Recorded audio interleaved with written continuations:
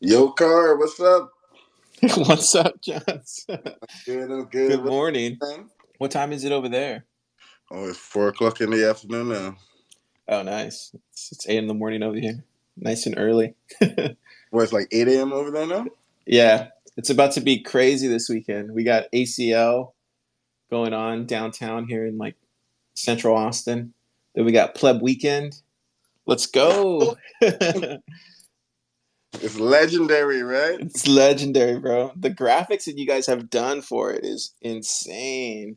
It's Bro, what so are you talking? good. Hey, hey, listen, this is all on Eddie here right here, like the fucking wizard. Oh, no, But it's so great. but what you guys have been doing, God, come on. I love it. I love it. No, it's vibing off of what y'all started, y'all had like such a great y'all chose some really great colors and it just all around good kind of aesthetics around it and for me it was just like, oh man, it's so good. And so when me and Darren were kind of jumping into it, you know how it comes when it comes to creative process, you just kind of just let it flow.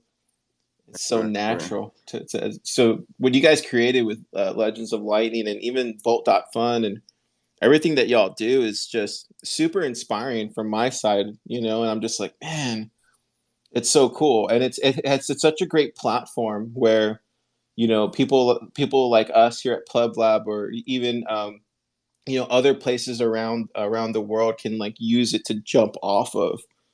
Where did you guys come up with the idea? It's like it's such a great idea.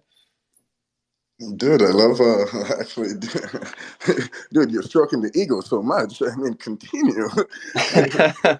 But well, we started these hackathons, right? That's how it started out. We started off with these hackathons, and like we just want to create some excitement and shit. And uh, yeah, I guess it started out like in the Bitcoin design community. Some folks were kind of like, you know, um, doing wallet designs and stuff like that. I'm like, okay, more wallet designs, more wallet designs. I see Dan here. Dan, if you want to come up, you could jump up. So Dan was in the Bitcoin design community as well from pretty early on, and like he had some ideas for like some wild shit like a Tetris based UTXO visualization for a wallet. like like each UTXO is a different Tetris piece.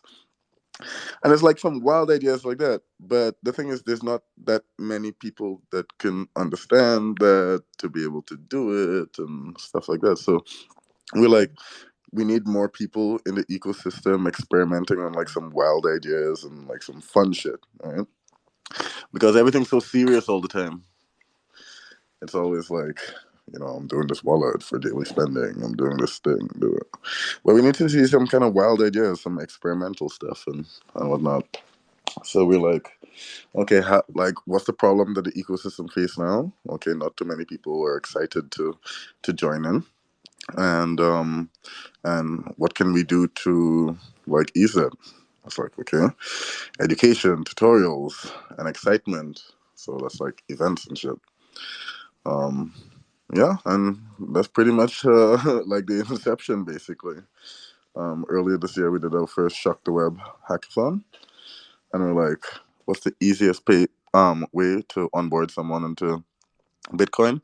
Not the trying to make them be a maximalist route and learn how to learn that there's 21 million and the whole monetary policy thing. It's just what's the easiest thing for someone who wants to build? How could they just get started? And maybe we could hook them in that way, and then down the line they become Bitcoiners. And we're like, okay, web tech. Okay, there's like a bajillion web developers in the world. So why don't we try to target them? Okay, how can they build a Lightning app? There's Lightning address. Okay, there's this npm plugin library called lnurlp. You drop the Lightning address in there. You fetch the invoice, and then you use WebLN because then now you don't have to build a wallet, and then boom, you got paid to your website or to your app or whatever it is, right? So yeah, that was pretty much the model of that we based it from, and yeah, just took it from there, and here we are now. That's Here we from are. Shock the Web or something else? Yeah, that's from Shaka Web, exactly. Yeah. All right. Mm. What inspired the, I guess, format of Legend of Lightning? It's really different from any other hackathons. I guess you market it more as an accelerator. Yeah, because it's kind of difficult to explain. Okay, hmm, so so we did two hackathons. On both of them, we're like, oh, there's some cool projects here. Oh my god, okay, right? But like the first one, we're like, okay, people are trying to understand what is possible to build, right? Because they have no idea. Like, especially the people that we are targeting, people who are, you know, um, just coming. We had a bunch of people who said like, "Hey, this is the first time I built a Lightning application." I'm like, okay, that's pretty cool. People saying like, I didn't even know about Lightning Network before, and they built a Lightning app during our first hackathon. I'm like, this is pretty good. The second one, projects were a lot more sophisticated, but in both of them, projects were just kind of like dying out after the hackathon because nobody cares to continue working on them after. Like they didn't have users, they didn't get to that point, or In a why hackathon, not? users are not around it, right? It didn't have maintainers, I think, more Mm, importantly. exactly. Oh, Yeah, was it's that kind of Ed just hiding behind the Bolt font? That was a big surprise. I was like, where's his voice coming from? Just dipping in every now and again with the British accent. No, yeah. I mean, as John was kind of saying, it was just more to try and address the issue of momentum loss when it came to projects post hackathon. Um, as John's mentioned, like we had all these really exciting projects. We had people building on Lightning for the first time, people building on web for the first time.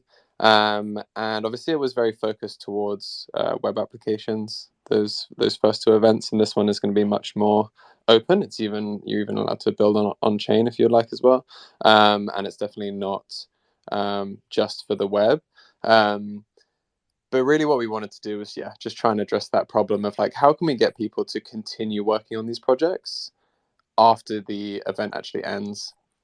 And there are some great accelerators out there where they kind of do some similar stuff, and then they even offer, um, I wouldn't say funding necessarily, but funding advice on like how to continue your projects through grant funding, or even incorporating it as a company and actually trying to raise capital, as some companies do.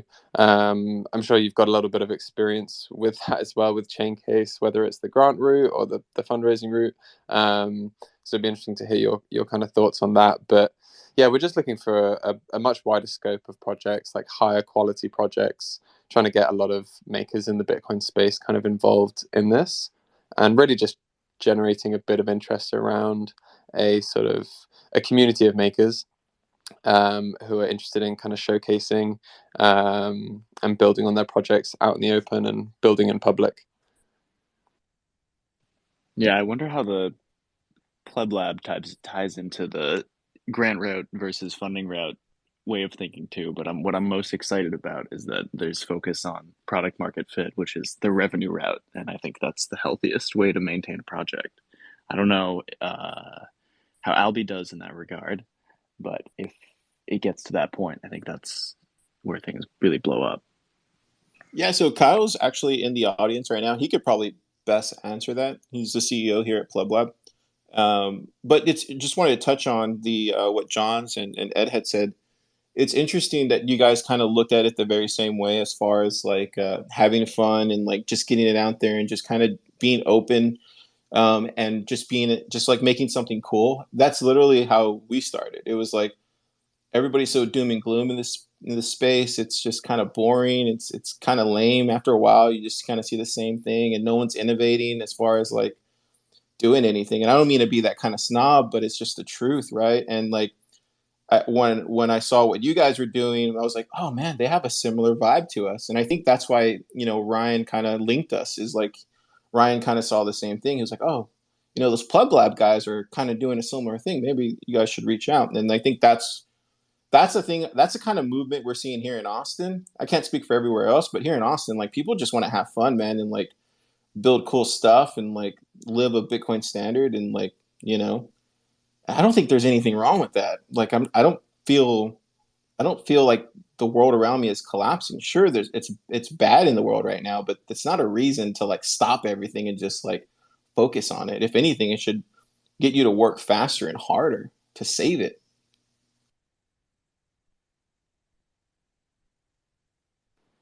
Totally, and also have fun in the process, right? That's what we're trying to do as well. But I mean, you kind of touched on a quite interesting point there, just with regards to. I don't know if it was necessarily directed right at the Bitcoin space, but you see a lot of, if you look outside of the Bitcoin space into other kind of areas of whether it's like sort of Web3 and Ethereum and Solana, or even just like you go into like traditional kind of startup sort of tech routes as well, it's like you get a really different atmosphere, which is not necessarily a bad thing, but I think what we kind of want to do is bring a little bit of that like inclusivity and a bit more fun into the Bitcoin space, so that people kind of feel welcome no matter where they're starting out, what corner of the earth they're from, what they're hacking on, or what project they want to build. There's a space for them to kind of learn, have fun, connect with other makers, and yeah, build these projects kind of out in the open.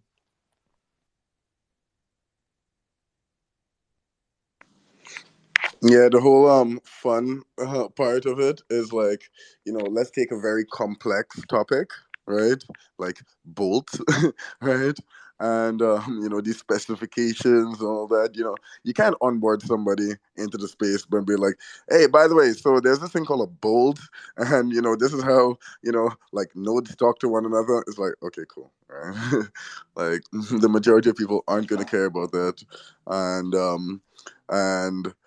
it's just too complex of a topic, right, to get started with.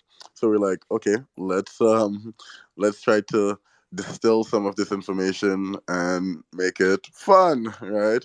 And fun for us, I think it means accessible, because there's a lot of people that are not going to be, you know, mm, I think we call them like at-risk developers, right? Because they're like they want they're buying into the hype of this blockchain. I want to work in blockchain. This is cool, like there's activity happening there. And but they don't know what that means, right? They just like, they have no idea what it means.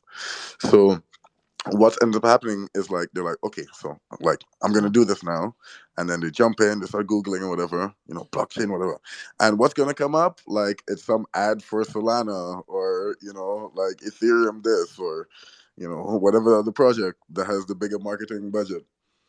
And that's where they're gonna go to, because they're seeing like, oh, there's a bunch of documentation here. I could build this, I could build this. Here's a guide step by step how to do blah blah blah. I want to work on a music app. I want to work on a I don't know, like a food app. You could get all the variety of different use cases, right? You can search for something and there's some tutorial about it in blockchain, right? But then, do they end up on Bitcoin, right? What is the SEO power of Bitcoin? So that's something that we need to work on as a community. We need to work on the image of Bitcoin, the resources, um, like the top of the funnel things that, like, hey, we don't need to lead people down a whole shit coin route in order to, you know, come back out like many years later and say like, hey, you always end up back in Bitcoin. That may be the case, but they just learned a bunch of like programming languages for shit that's not relevant. I think that's also a kind of a really fundamental thing we've tried to talk about a lot at PlebLab, is this idea that like fun is one word, right? But I think fun kind of falls under what like John's was just saying. For us, it falls under like a larger umbrella, which is accessibility. Like the idea we've had at PlebLab is to try and make Bitcoin and the space and its people as accessible as possible to other people. And I think going down that same thread of like the kind of wandering down the shitcoin path, it's like to some level it's inevitable. I think everyone in here has likely had their phase, whether it be short, long, medium term. Everybody's gone through a shitcoin phase. And I think part of that accessibility is like being open enough as Bitcoiners to remember that, because it's easy to kind of like seem like Bitcoiners never go through that phase. If you just like hop on Bitcoin Twitter and you get plugged into the Bitcoin toxic maximalist scene where everybody's just like, oh, you saw the word Ethereum on a computer screen today? Like, fuck you, you stupid piece of shit. Don't ever come back. And like it's not really helpful for anybody, right? Like we need to kind of remain open enough to realize that there are people building on these other platforms that if and like when educated on like why Bitcoin, there's like a strong potential that these developers can and will come over to Bitcoin. And I think that's kind of what we need to kind of stay focused on is making Bitcoin more accessible to everybody.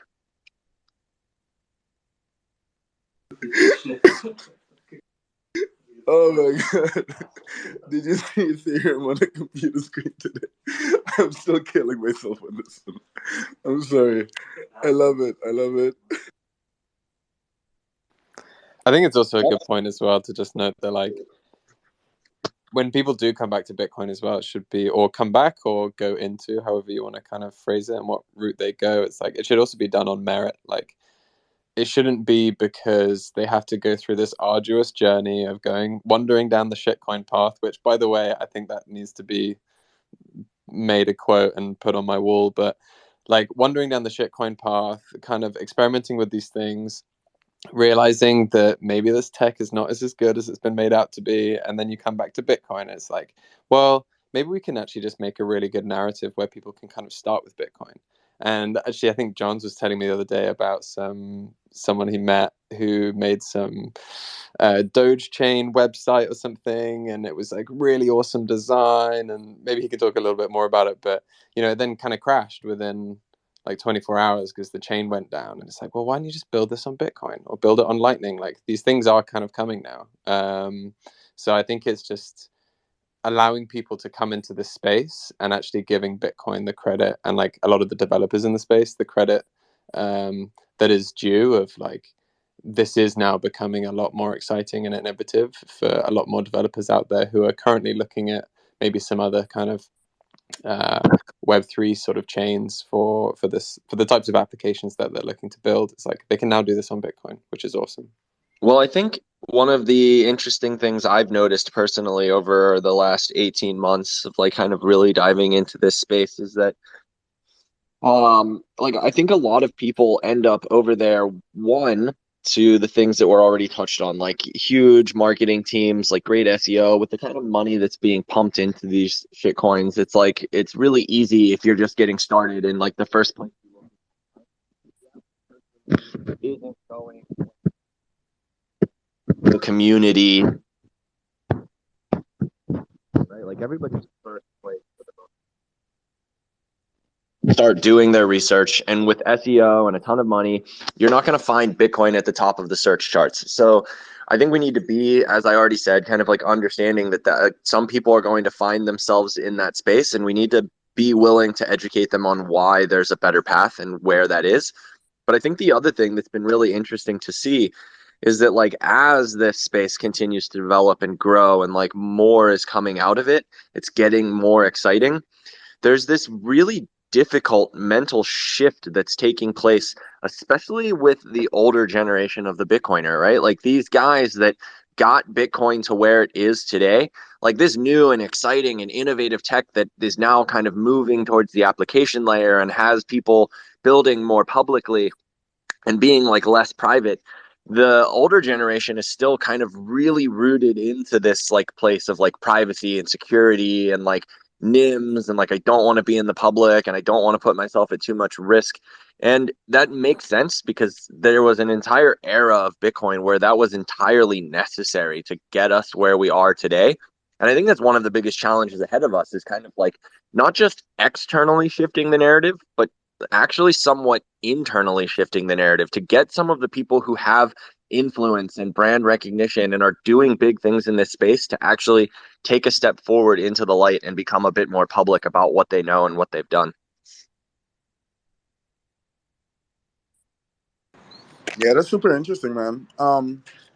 This shifting of a narrative, it's yeah, I think. Hold on a second.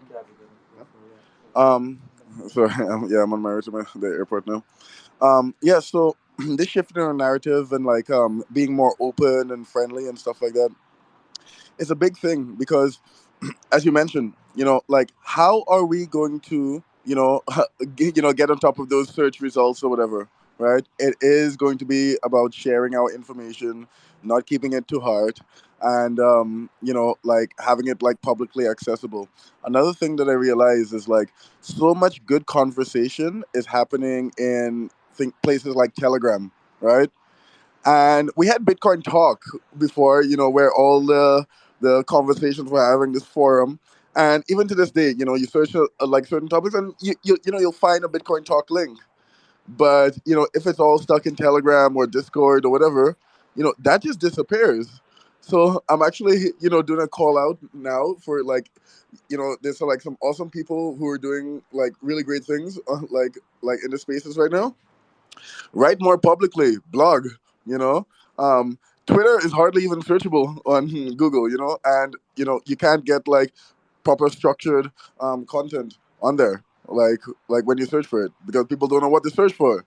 So we need to write more shit so then we get on top. And this isn't going to come from just one platform, like our platform.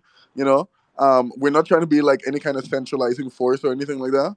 It's like we're just trying to coordinate and excite people to do the things that we really need to get to the next phase of Bitcoin adoption. And I'm starting to say it's like fuck adoption. We need to do takeover. We're doing a Bitcoin takeover.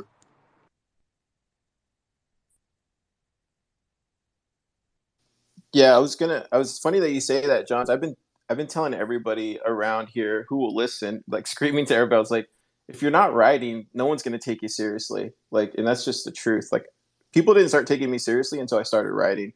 And I every person that I talk to that I just want to do a podcast and keep doing podcasts, and that's fine and that works. But I would say like now it's really important to what you just said, documentation wise, getting other developers out there as far as like pushing them on to your platform that you're creating content on. It's going to take everybody to get this thing going. And right now, a lot of the entrenched, kind of what Kyle was talking about, a lot of the entrenched Bitcoiners in the space have no incentive whatsoever to help you unless you're a part of their, particular group or part of their particular holdings of whatever assets they have. So it's up to us as like these new 2020 Bitcoiners to come in here and like put everybody else on, because it's going to be a tough road ahead for sure.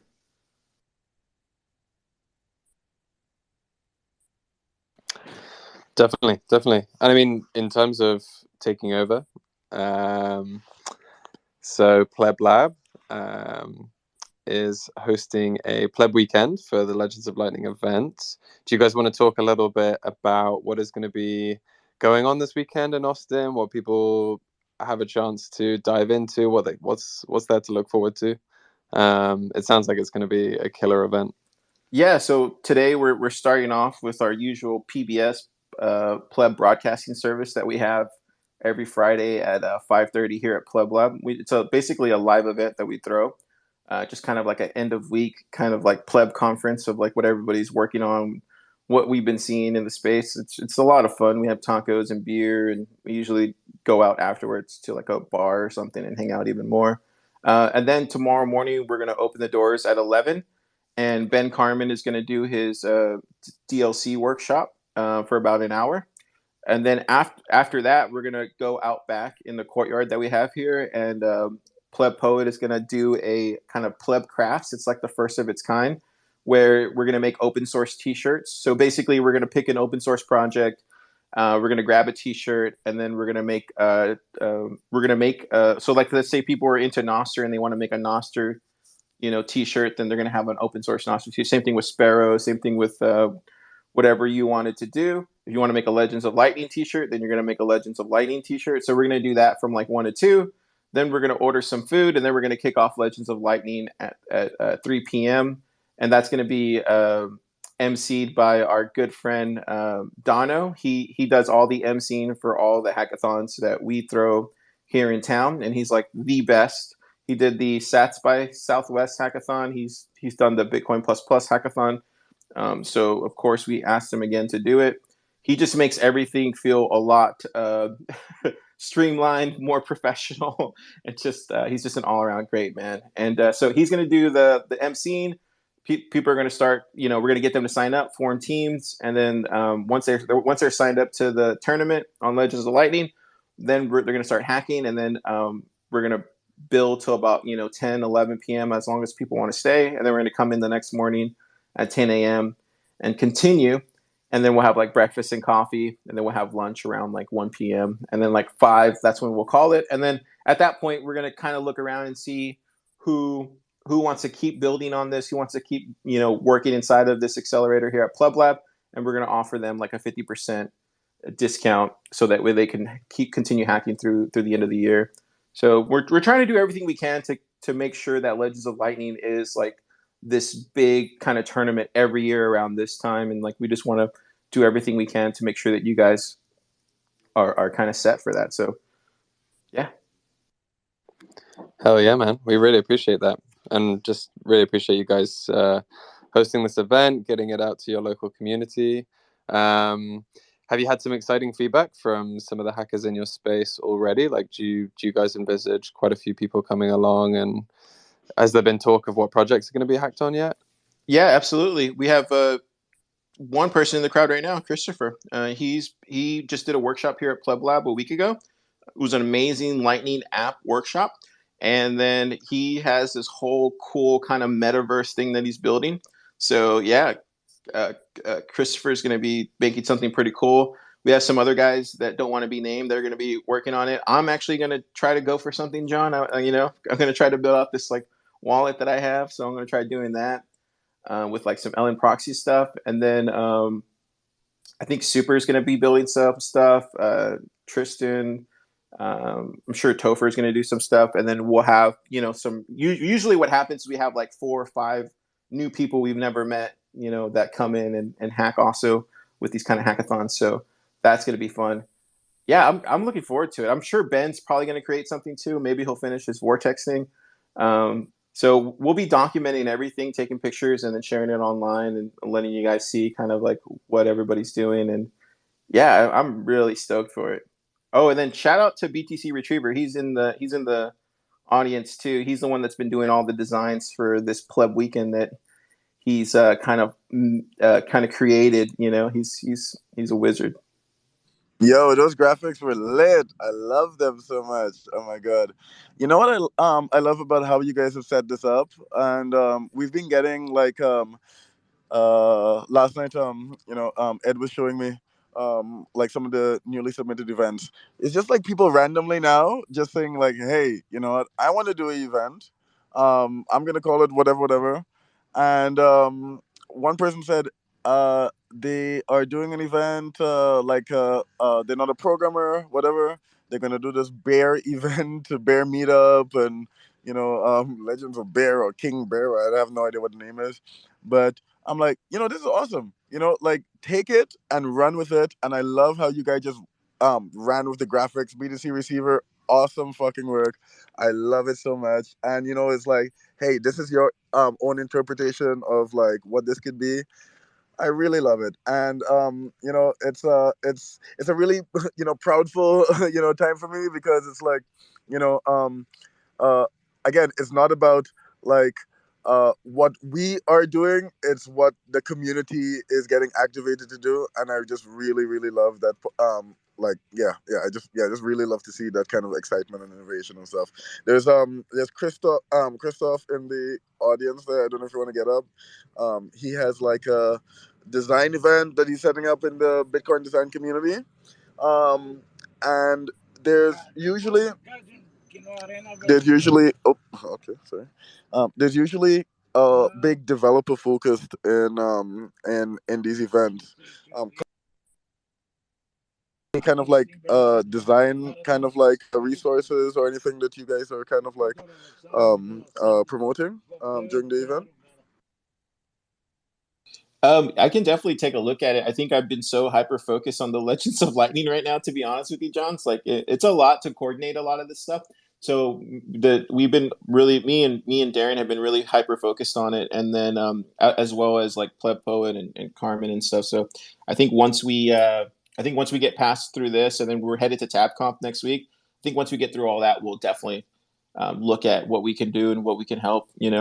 So.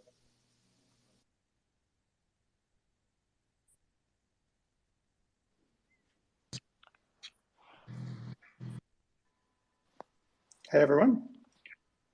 Hey Christoph, how you doing, man? Good. John's requested me, so here I am. Always coming to the call. Thanks for having me. Yeah, the beacons have been lit. Yeah, I mean, it'd be awesome if we had any design resources and stuff that we could share with some of the plebs in Austin who are hacking away this weekend. That'd be pretty cool. Obviously, there is the Bitcoin design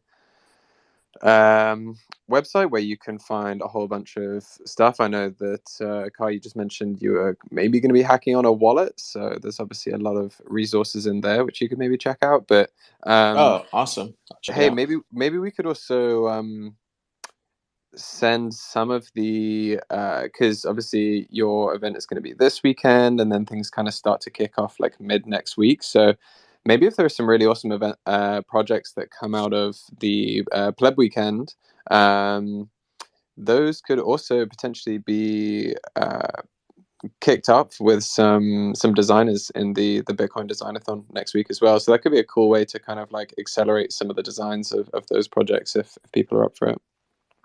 Yeah, for sure. I definitely want to look at it for sure. I mean, we'll definitely circle back. I think right now it's like hyper focus Legends of Lightning and then TabConf and then come back and like kind of see from there. But yeah, definitely open to helping to facilitate anything here at PlebLab, especially if it's developer focused. And yeah, absolutely design like myself, Paul, and Sahil, we do the Austin Bitcoin Design Club, and that was something that we also brought up in the last meetup. So we don't have one in October, but it's definitely something that we're all already talking about as far as like trying to get something going like that. So. Oh, you guys started the design meetup over there. Yeah, myself, Sahil, and Paul. It was kind of like Paul's idea like a year ago, and then I was like kind of like, yeah, dude, I really like the idea, and then over time we just kept talking about it more, and then we're like, it would be nice to have somebody who's like who's like really into it, like kind of like Sahil is from Unchained. So we got him to do it, and then Parker and Kaylee were cool with us doing it there. So yeah, and then we just kind of took off and started doing it. It's been really cool because I've noticed like doing a design meetup as opposed to like these other ones, these social or even the bit devs, you kind of get a different people that you wouldn't have expected. Like the last time we got 3 Bitcoiners who we didn't know in the town, and I was like, wait, what? Like, how do we not know you? So we had like 3 different Bitcoiners who we never met that were inside of town, but the only reason they came out was because it was designed. So yeah, that was kind of interesting. Can you tell me like what's going on with like Austin? Like, why is it this place where like shit's just popping off? Because the stuff that you guys are doing, actually just Texas in general. Like there's a Nashville stuff going on, Bitcoin Park in Nashville. Like what's like for people who don't understand this, me primarily, like what's happening over there? Why is it getting becoming such a hotbed? I can touch on that a little bit. I mean, it's it's an interesting timeline the way that it all played out, but I think what really kind of kickstarted everything is everybody's kind of familiar with the fact that the whole world shut down for some period of time during the early days of the pandemic. But there was a group of people here in Austin that decided they had had enough, and they kind of relaunched BitDevs, still very early in the pandemic. And what that did was it actually kind of created this signal that said, hey, if you're a Bitcoiner and you're like looking to get plugged back into the signal of your community, we're open for business. And because Austin was the only place for, I mean, almost a year that was really kind of full scale open every single month, month after month after month, it became a bit of a pilgrimage. It was almost like a spiritual retreat where once a month people from New York, San Francisco, London, around the world, they were flying into Austin to gather and be a part of their community because their community said, we don't give a shit what they tell us we're supposed to do. We're Bitcoiners, we're free people, and we're going to do what we want to do. And as that kind of signal and that pilgrimage continued to grow, more and more people just decided to stay. And the more people that stayed, the more people decided to come. And then you basically just kind of reached the tipping point where there were enough people here and enough people decided to stay and build. And that's kind of like what me and Carr did with Austin Bitcoin Club, which then became PlebLab. And we talked about it in the really, really, really early days. It was like BitDevs was this bat signal into the sky that said, hey, if you're a developer on Bitcoin and you're looking for your community, join us in Austin. And a bunch of us did that. And then me and Carr and a handful of other people in the space over the coming year decided that there were questions that still needed answered. And the biggest question was like, okay, well, we're all here now. What's next? And PlebLab and Austin Bitcoin Club were both kind of responses to that question. It was like, okay, we're all here, but what's next? Like, okay, let's get together more often. And then, okay, we got together more often. What's next? Like, okay, we need to get builders together more often. Like, okay, we built PlebLab. What's next? And that's just kind of how Austin in particular got started. Texas, I mean, there's just like a lot of regulation and government kind of things here that make Austin really good for energy. So the shutdown in China of the mining kind of was a big boon for the Texas mining industry. And then honestly, outside of Texas, if you're starting to talk about Nashville and Atlanta and all of these other kind of places popping up that are doing Austin-ish kind of procedures, I think it just speaks volumes. It's like really kind of, in my mind, Austin is like the Bitcoin beach of the USA. It's really the place that's kind of pushing the thesis of a local community, a local grassroots movement, a circular economy, and the power of what happens when you can get community together. And I think that other people in other places kind of saw that and are now just starting to run with it all across the country.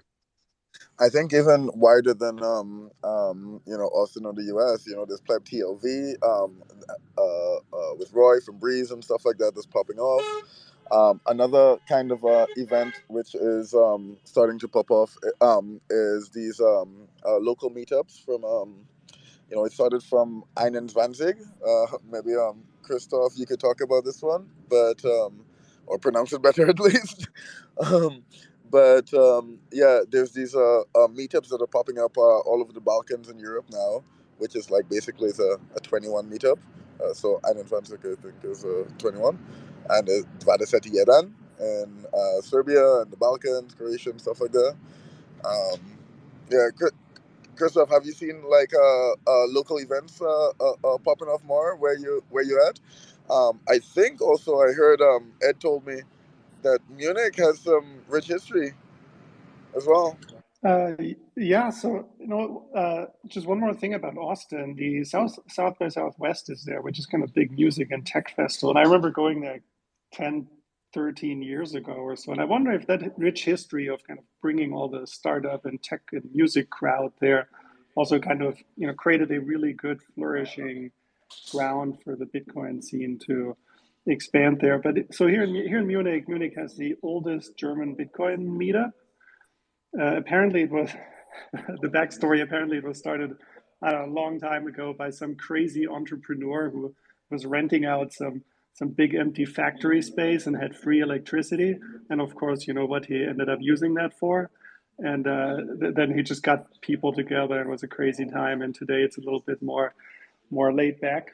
But yeah, they have tons of regular events happening, and just one was scheduled today, actually, for a Legends of Lightning get together, November 3.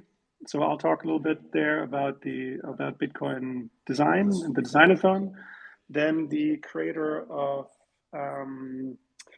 what is his name? He created one of the Lightning, Ride the Lightning, no Thunder Hub. He lives here. The Spectre team is also here in Munich.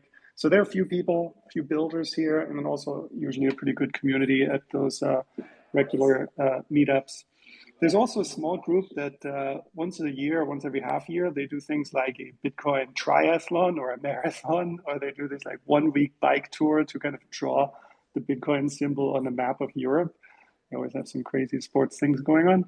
So there's really good activity. I have not paid too much attention to other smaller events popping up. I'm familiar with 21, listened to the podcast. I was on there once, but I've not too closely followed those other events.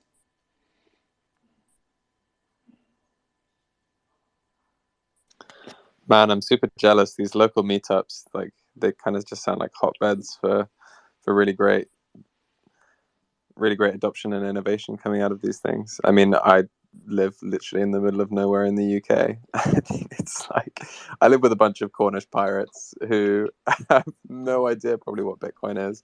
So I'm like trying to get some local pubs and breweries and stuff to start accepting Bitcoin, and man, they're just like so adverse to it. But I did see there was a Bitcoin for Cornwall and Devon like meetup who I messaged a little while ago. I think they were like, maybe they haven't done one in a little while, potentially. I think that one of the sad things, actually, touching upon the pandemic and stuff, is that I'm really glad to hear that loads of great things have actually come out of it.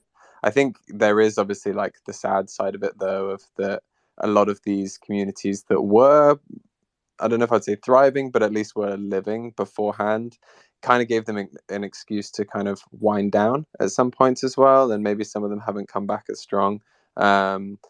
So yeah, just it'd be great to see a resurgence of this, and just huge hats off to what you guys are doing in Austin. Definitely going to have to stop on through at some point and come check out the actual hackerspace.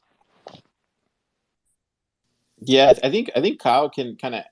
I think you guys had a question earlier about how to build one and stuff. I think Kyle could probably answer that question. Kyle? What I feel like I'm thrown on the spot. What's the question? What am I answering? Well, I mean, like, I think it would be interesting because, like, why, from, through the grapevine, I don't know if it's right to say, but it's like you guys are kind of like operating as an accelerator, right? As well as a co-working space.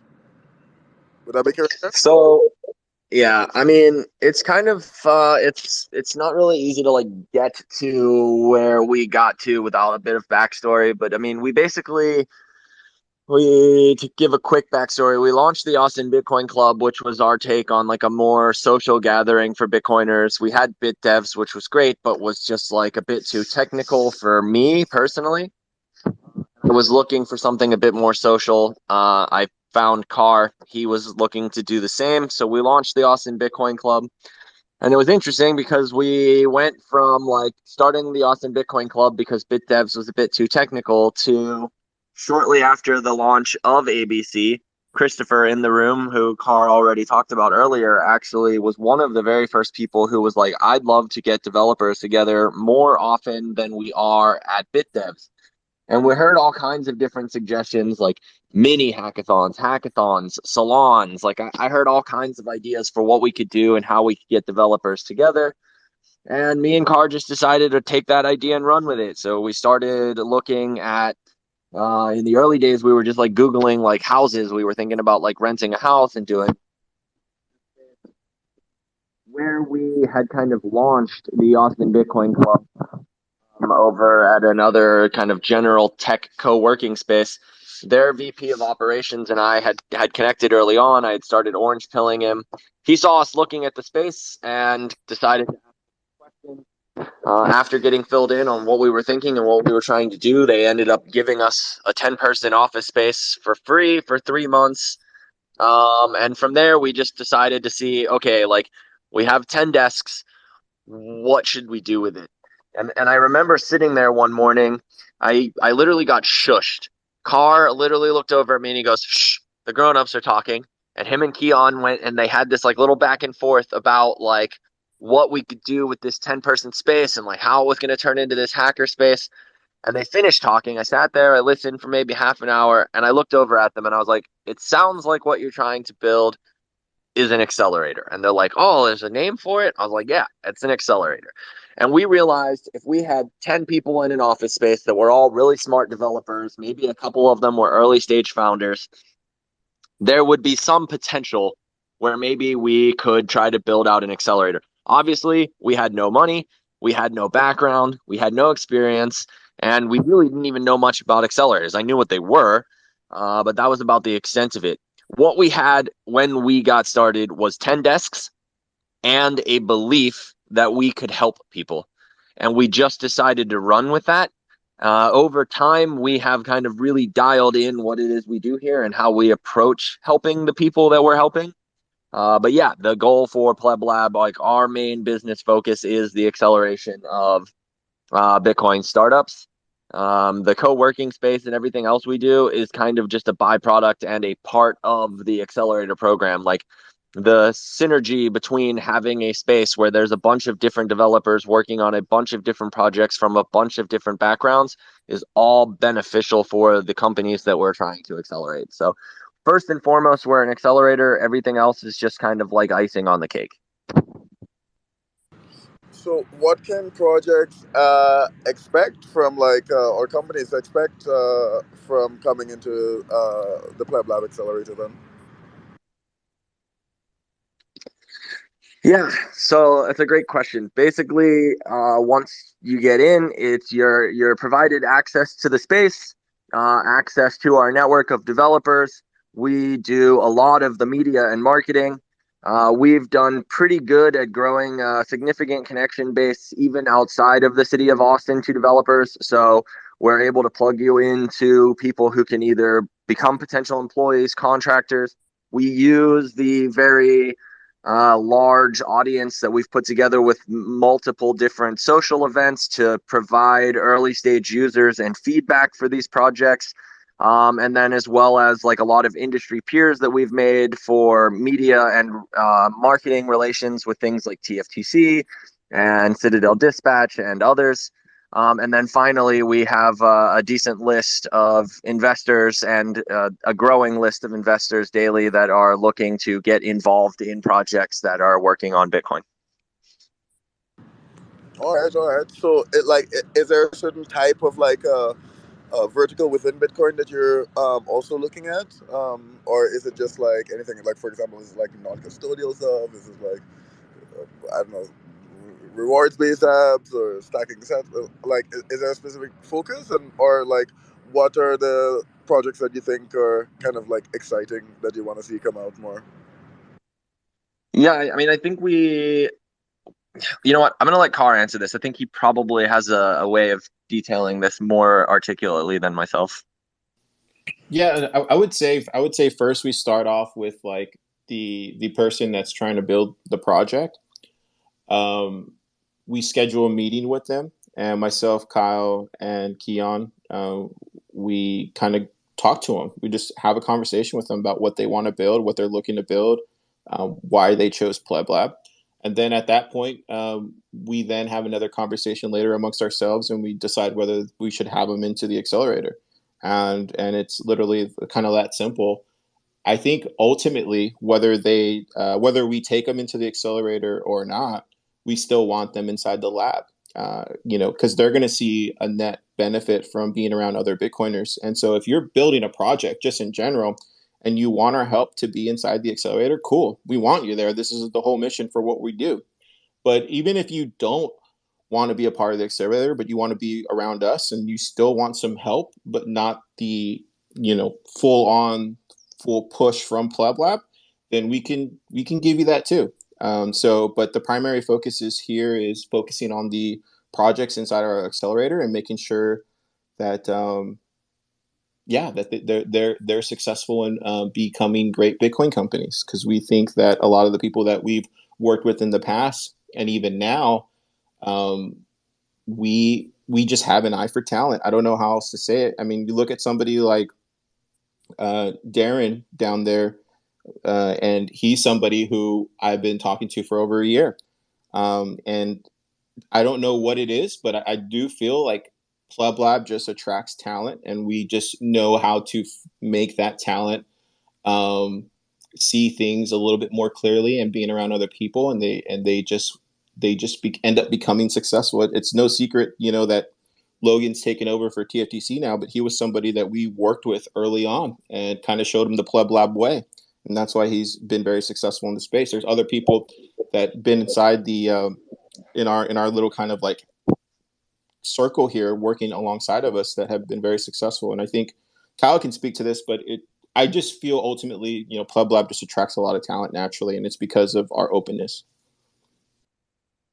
Yeah, I was going to add, I think the thing that is like kind of, maybe this was like part of my last question that I just didn't necessarily answer earlier was, or I guess it actually is the question you asked, John, says, I think what we look for more than kind of like specifically what type of project or like where it is, like a lot of the people we have worked with and a lot of the people we're working with currently, and I think probably for a while the people we'll continue to be working with, really what we're just looking for is like less a specific type of company and more a specific type of person.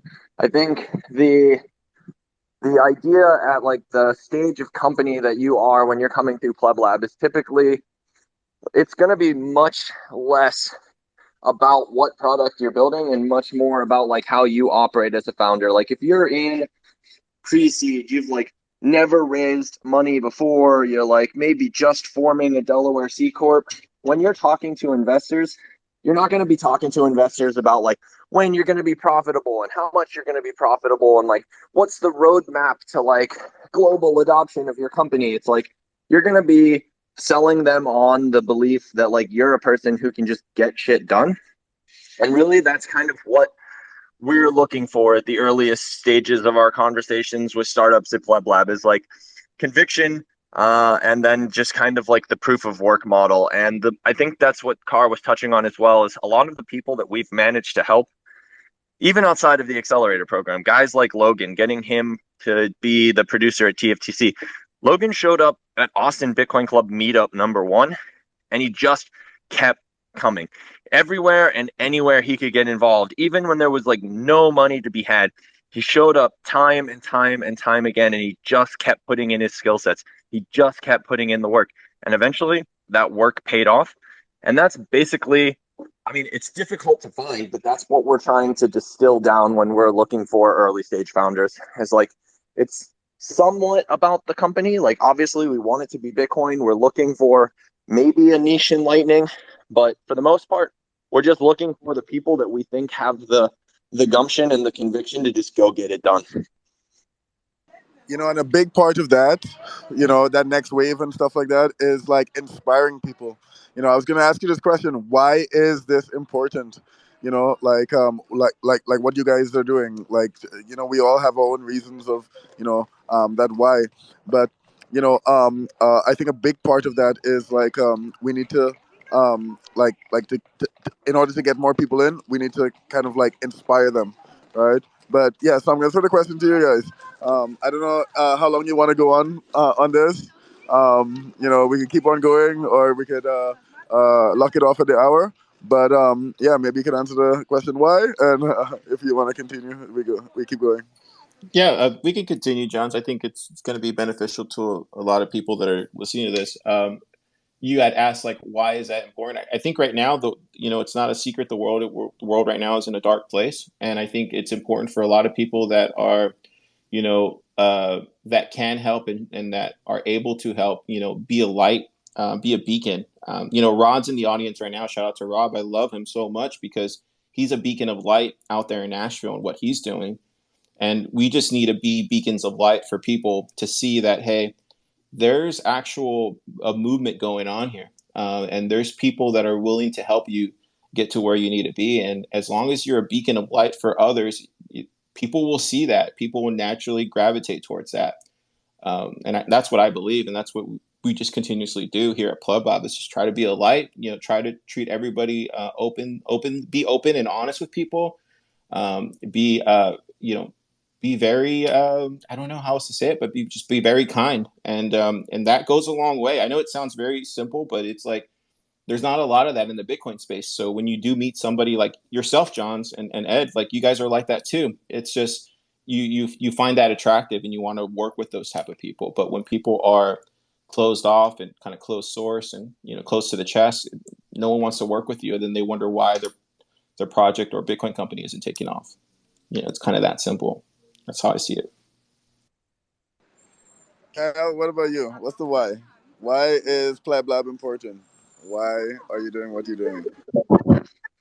Boy, that is such a great question. I think for me, more than anything else, I would say that Pleb Lab's kind of focus and mission is very in line with the same mission we had with the launch of Austin Bitcoin Club. I think it's become apparent to me personally, through my life experiences, even long before Bitcoin, that there is an underwhelming understanding of an overwhelming value in community. And for me, that's basically why I think PlebLab is important. PlebLab, it's great that we can help push some of these Bitcoin projects forward. It's great that we can help Bitcoin as a whole, hopefully. But I don't think that we're doing any of that if we didn't have a strong base, kind of rooted in our genuine commitment to community. Like what we have here, Justin Moon once described while talking about BitDevs. He said, BitDevs is an institution. And then he looked at me and he said, you guys have that as well at PlebLab. He said, a lot of people don't see it yet. He said, but I see it. He said, you guys have 5 guys in a room that love one another, and that's powerful. And I think that has kind of been my focus, and it is the why that gets me out of bed every morning, is I am surrounded by people that I really care about. And it's great for me when they succeed, because their success only breeds further success for me. The stronger, the smarter, the better everyone in my community gets, just the more beneficial it is for me as well. So it's kind of a win-win situation. And for me, that's really what it's all about, is just getting to grow alongside a bunch of people that I genuinely care about. I love that. I love that. Community is super important. And we have one guy who's kind of silent here, Christoph. He is doing some major stuff on the community side of things. This guy is like a fucking powerhouse. I love it. Christoph, why do you do what you're doing? Good question. So, the funny thing is, whenever that question comes up, I have to think of something my son said when he was 7 or so. He did, I don't know, something random, and his mom asked, "Well, why did you do that?" And he said, "Because I want to." And sometimes I think because I want to is just a perfectly good answer. You don't always have to have it doesn't always have to be some mission to change the world. And a lot of this stuff is because I think it's just super cool and interesting and amazing. I think this tech can make a huge dent. It's so interesting personally. I think it can change a lot of things, but I also think it can only change a lot of things if we actually make it really usable for a ton of people around the world, because otherwise it's just going to be tech for a few people and it's just going to be shelved. And some other tech that's maybe worse, but that's actually easier to use and more approachable will take over, and then we're going to be stuck with it, which has happened before in other areas of technology. So that's why I'm trying to this is my skill set basically. I'm UX designer. That's kind of what I'm good at.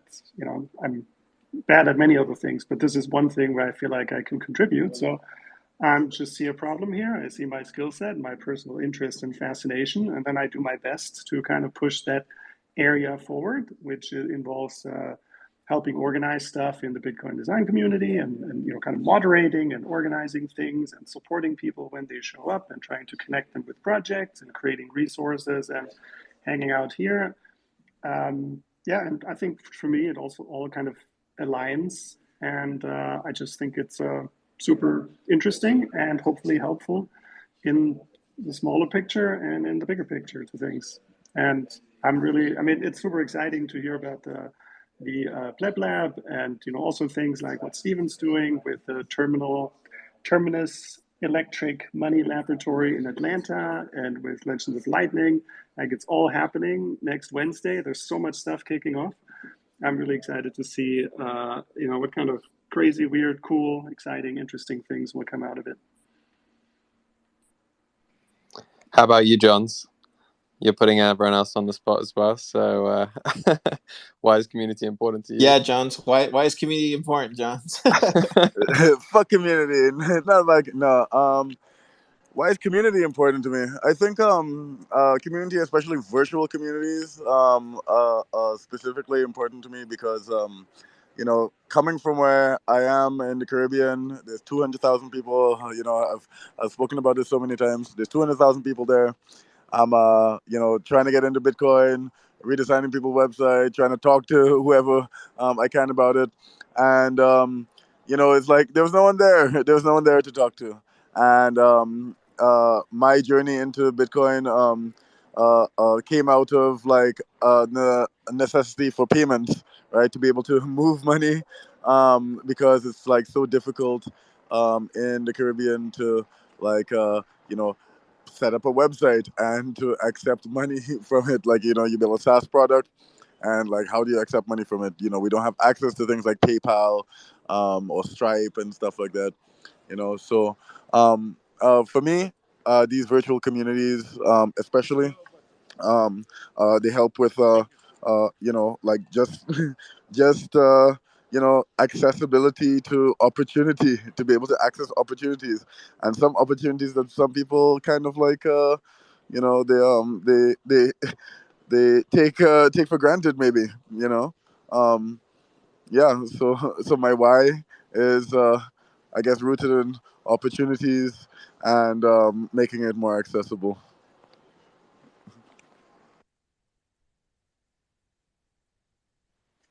There we go, folks. Community, super important. But Find yours online. but like another part of this, right? Uh, Roy, in our first Shock the Web event, our first hackathon this year, he said that what we need in the ecosystem is more usage. And I'm gonna bastardize whatever his talk was, but essentially he's like, in order for like fees to go down the Lightning Network and for the system to work like the most efficiently, what we need is traffic. And I'm like, I was thinking about it, traffic, okay. And then the accessibility of being able to build applications easily, and for people to come in and apply their own use cases to this technology and stuff like that, and build on top of it. It's things that can encourage more traffic on the Lightning Network. And I never really thought of thought of things that way, but uh, uh, yeah, I think it's really interesting when you think of like, how can we get more traffic to the Lightning Network? It sounds like some SEO website kind of thing, but really, it's like, yeah, we need more traffic. We need more people like pushing money through and doing transactions and stuff like that, and that is going to help the network kind of like smoothen out and stuff. So yeah, hopefully we could also inspire people to build more use cases that encourage traffic on the Lightning Network, and Yeah, then we all benefit from that. talking about traffic, going back to something earlier that you said about people stopping to work on projects. And you know what's the most motivating thing when you work on a project? Somebody just using it and trying it out and talking to you about it and giving you some feedback, whether it sucks or it's good or some random thing or bug that they found. So I mean, there's so much going on, but I always try to, when somebody puts out a project, just mess with it a little bit, maybe leave some feedback or so.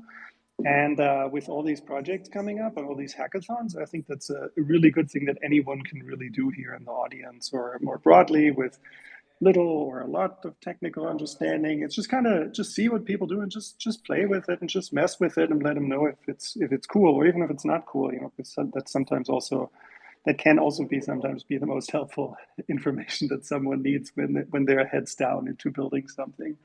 And that will also obviously create more traffic, but it's also just a really motivating thing. that might just help you, continue a project afterwards also. Definitely. I've definitely been in that space myself where you just get really laser focused. The laser eyes come out, you get super focused on your project, and sometimes it's really hard to see the woods from the trees. And I think having those little bit of touch points sometimes, just people talking about your project or trying it out, and just giving you some feedback is like a really good time to sometimes just stop, pull your head out, and just kind of like reflect a little bit. And it's also like I've found it, I think, definitely like a really humbling experience. To work on a project which gets a little bit of recognition, or picks up a bit of steam, or not even just in like in an ego way, more of just a kind of a, people are actually kind of using it, people find this useful, people are as excited about this thing as I am. It's like, that's just so cool to see that. And I think to have that ethos kind of vibrate through some of these places like PlebLab as well, it's really awesome to see. And I just want to see a lot more of it. So we are 100% behind PlebLab on this, and just definitely here to support. So huge shout out to you guys, and Christoph as well with the Bitcoin design community. I see some other projects in here as well. BTC Retriever as well. I just want to let you know, man, like your graphics are actually the background on my phone now, so that's it's been really cool. Hey, But Ed, can he come up and say something really quickly? Because Darren's like, oh man, I love him so much. He's a oh, ride or die. He's a 100%. ride or die pleb. Yeah. I'll invite him up to speak. But what I was gonna say, kind of to your point, it's very interesting how like a lot of us kind of get the same thing, get the same thing kind of all over the world. I think that's super fascinating. It's like seeing what you guys are doing everywhere. Everybody's waking up and they're seeing the same thing, and that's like cool, man. It's like we're all plugged in with our antennas to this like world zeitgeist, right? And we're all like tuned in, and we just fundamentally get it, and that to me is like super inspiring. So thank you guys for everything y'all do. Guys, I got to get ready to run, but looking forward to this weekend. So I think I'll see you for the next Twitter Spaces on Sunday. And yeah, looking forward to seeing this hackathon get kicked off this weekend here at PlebLab. So thanks for having us. Yeah, baby. Keep posting pictures and stuff. I would love to see what's happened like on the ground there. Obviously, Yeah, yeah, for sure. We're gonna make sure we do that. Me and Darren are gonna be here and doing that. So it's gonna be a lot of fun. I can't wait to share the videos. I mean, the guys who let us share the videos, right? So yeah. I can't wait. It's gonna be fun. Yeah, because yo, Kyle, thank you so much, Red. By the way, thanks for joining us. Yeah, so I was in Riga recently. Met Christoph for the first time, which is awesome because we've been kind of like working together for like, I don't know, almost 2 years now, and first time meeting. But one dude came up to me. He's like, "Hey, you John's?" Because I had like a Bolt Fun shirt on, and he's like, "Yeah, you John?" And he's like, "I'm like, yeah," and then he's like, "Oh, so like I won the first hackathon, like second place, blah blah," and like and I started working with Ellen Bits now, and it's like I'm so happy about it. I'm like, what the hell? This is crazy, and I think something that like we miss from having like these like physical spaces or physical events and stuff is like, we're like blurting things out into the ether. Some people catch on, some people don't, but like we don't really know. Like when people disappear, they disappear completely. You're not gonna run into them again and like seeing or hearing like his journey like after the event and how it motivated him and thing to continue in the space, that was like that touched me, man. That touched me like deep. And yeah, so like that's why I'm asking for the to see what's happening in Austin there, because yeah, Yeah, something John's to like what you just said right there. That's my favorite part about what I get to do, like at PlebLab, is like seeing everybody grow and growing alongside of them, but then also like seeing their successes, kind of what Kyle was saying. it's so rewarding to me because I get to like before I go to sleep at night and be like, yeah, I made an impact in that person's life, regardless how big or small it was. Like that to me is like why I do what I do. It's that's rewarding. That's the thing that like, that I look to and like, man, can I do more of it? Who else can I help? And that really drives me these days more than anything. Yeah, man. For me again, opportunity. Helping people get those opportunities and getting more access to it. Whether it's opportunities to continue your work, opportunities to grow your business, or project. You know. But I see BTC Retriever is on here. What's up, dog? Hey, what's going on? Legend, Having the a lot of legend, fun this morning. the legend. Yeah, I'm glad y'all like the graphics. I'm like I'm pretty new to it all, so I'm kind of like incrementally getting a little bit better at it every day, I think. So it's refreshing, and it's actually like really cool to hear that I don't know who said it, but they said they had it as one of their backgrounds on their phone or something. Yeah, man, that's me. Love it. It's going to be on there for a while. Yeah, until, yeah, y'all until you are do another awesome. one. I really like y'all's graphics too. So I was like trying to do something that's like consistent with what y'all are doing, and just kind of flows together. And I think honestly, I think the graphics and everything, the writing, like it's kind of helping like make this Pleb Weekend thing feel like a real event. So and also all the work that Carr and Kyle are doing behind the scenes to organize it all. I mean, they're amazing. So they're really the masterminds behind it all. I'm just kind of helping out with the graphics. Nah, don't do that, Darren. You do a lot, man. Like for me, I it's like a reflection, right? Like you're out there chanting, okay, we're gonna go do this, we're gonna do this. We have this belief, and then somebody like Darren, comes in and is like, oh, cool. Let me add on to that belief, and that for me is reassuring, and it's also like it really hits home, in my heart. So thank you, Darren, for what you do, man.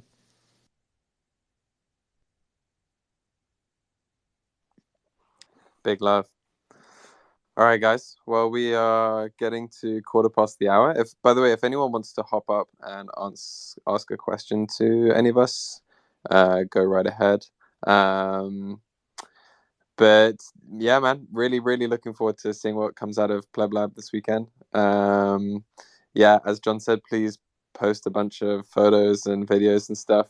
I'm getting some serious FOMO from over here in the UK. Definitely gonna have to stop on by past Austin at some point. But yeah, I hope everyone has a fantastic weekend. Looking forward to seeing what comes out of it. And any questions, feel free to reach out to Carr or to Kyle or John's or myself directly through this account. We'll be here to answer any questions and help any of you guys with the tournament or with the Pleb Weekend. So just reach out. Don't be a stranger. And yeah, be a light, as Carl said. I like that. Be a light. But yeah, have a great weekend, everybody, and we'll catch you soon. Later, guys.